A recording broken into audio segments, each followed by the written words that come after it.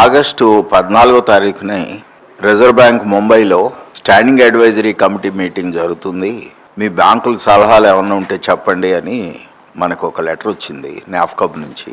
Last time CEOs మీటింగ్లోను, earlier మీటింగ్స్లోను Vardhaman bank వారు, అలాగే ఈనాడు బ్యాంక్ వారు, అలా చాలామంది బ్యాంకులు చెప్పిన సజెషన్స్ అన్నీ ఉపయోగించి తీసుకుని ఒకటి నాఫ్కబ్కి రిప్రజెంటేషన్ చేసాం, ఒకటేమో department of regulation reserve bank of India ముంబైకి లెటర్ రాసి అదే కాపీ నిన్న హైదరాబాద్ ఆర్బీఐలో కూడా ఇచ్చాం.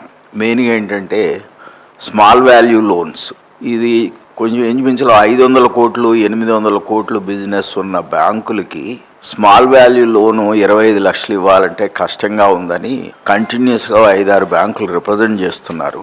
ఈ 2026 మార్చ్కి మనం అచీవ్ అయి ఉండాలి 50%. ఇంకా కానివారు కూడా ఉన్నారు. ఆ స్మాల్ లోన్ అనేది పెద్ద మీనింగ్ లేదు. హౌసింగ్ లోన్, చిన్న ఫ్లాట్కి లోన్ ఇచ్చినా 30 లక్షలు 40 లక్షలు ఇవ్వాల్సి వస్తుంది. అంచేత దాన్ని రివైజ్ చేయండి అని అడుగుతూ వచ్చాం. ఇప్పుడు లేటెస్ట్గా ఇచ్చిన రిప్రజెంటేషన్లో ఏమని రాసామంటే, మాకు ప్రయారిటీ సెక్టర్ అడ్వాన్సెస్ కూడా మీరు టార్గెట్ పెట్టారు.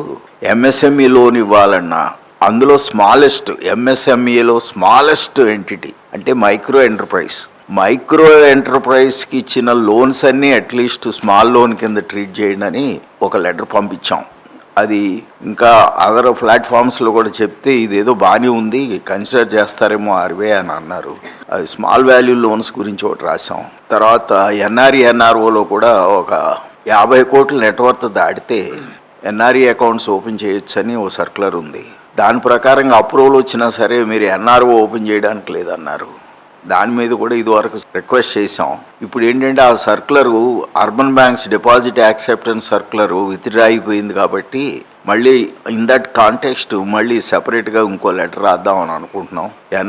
ఎన్ఆర్ఓ అప్లై చేసిన వారు కానీ, అప్లై చేద్దాం అనుకున్న వారు కానీ, వారికి ఏమైనా ఇబ్బంది ఉంటే అది మాకు తెలియజేస్తే నెక్స్ట్ లెటర్లో రిజర్వ్ బ్యాంక్కి రాస్తాం. అది ఇప్పుడు మీరు అబ్జర్వ్ చేస్తుంటారు, మనకి తెలంగాణ ఫార్మేషన్ అయిన తర్వాత మన ఫెడరేషన్ కూడా Telangana cooperative urban banks federation అని చేసుకున్నాం, రిషి చేసాం.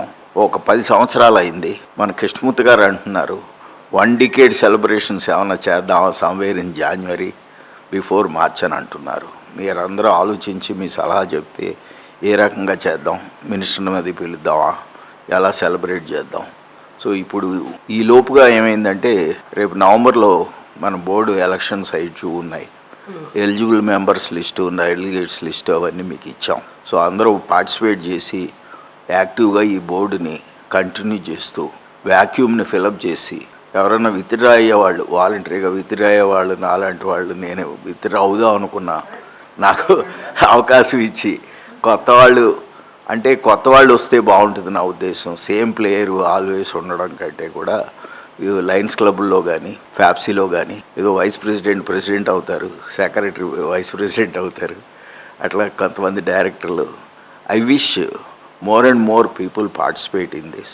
ఈవెన్ ఏదైనా బైలా అమెండ్మెంట్ చేసుకుని సెక్రటరీ అనో, ట్రెజరర్ అనో, లేకపోతే టెక్నాలజీ హెడ్ అనో ఏదైనా అలా మారుదామన్నా కూడా ఈ ఫెడరేషన్ని మోర్ యాక్టివ్గా ముందుకు తీసుకువెళ్ళవలసిందిగా నేను నా పర్సనల్ రిక్వెస్ట్.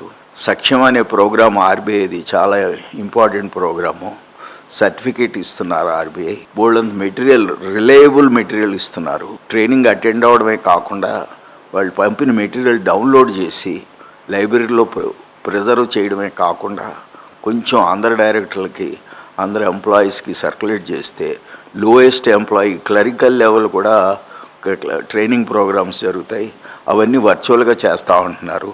వర్చువల్గా ట్రైనింగ్ ఇవ్వడమే కాకుండా టెస్టింగ్ కూడా ఉంటుంది, వాడికి మార్కులు కూడా ఇస్తారు.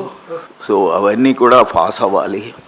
సో మనం ఇందాక మాట్లాడుతున్నప్పుడు భద్రాద్రి బ్యాంక్ వారు చెప్పారు మన స్టాఫ్కి ట్రైనింగ్ చాలా అవసరం. మనం బ్యాంకులు ఎక్స్పాండ్ చేస్తున్నాం కానీ సరైన టాలెంట్ దొరకట్లేదు. వేరే బ్యాంకుల నుంచి తీసుకొస్తే వాళ్ళు సూట్ అవ్వట్లేదు. సో మన ఇంటర్నల్ ట్రైనింగే మనకు మోర్ ఇంపార్టెంట్. ఈ ఆర్బీఐ ట్రైనింగ్ చాలా ఇంపార్టెంట్. ఆ మెటీరియల్ అది ఉపయోగించి మనం ఇంటర్నల్గా స్టాఫ్ ట్రైనింగ్ కూడా బాగా పెట్టుకుని మన ఫెడరేషన్లో కూడా ఏ ప్రోగ్రామ్స్ పెడితే బాగుంటుంది అనేది కూడా మీరు సజెషన్ ఇవ్వాలి. ఎప్పుడు ఇది వరకటి రోజుల్లో మనం క్రెడిట్ అప్రైజలు, ఎన్పిఏ మేనేజ్మెంట్ అనేవాళ్ళం. మోస్ట్ ఆఫ్ ద బ్యాంక్స్ అంతా జీరో ఎన్పిఏకి వచ్చేసారు. క్రెడిట్ అప్రైజల్ చాలా నేర్చుకున్నాం.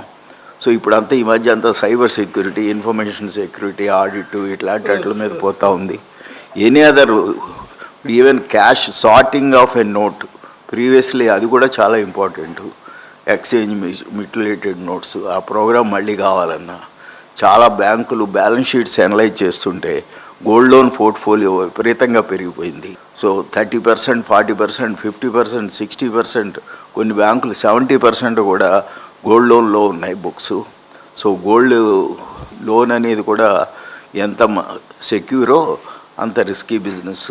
సో దాని మీద కూడా ట్రైనింగ్ ఐడిబిఐ బ్యాంక్ వాళ్ళు పెట్టారు ఇదివరకు మనకి ట్రైనింగ్, చాలా బాగా చెప్పారు. So government of India certification programmes ఉన్నాయి. మన స్టాఫ్ని ట్రైనింగ్ ఇవ్వాలి, అప్రైజర్కి కూడా ట్రైనింగ్ ఇవ్వాల్సిన పరిస్థితి వచ్చేసింది ఇప్పుడు నా ఉద్దేశంలో.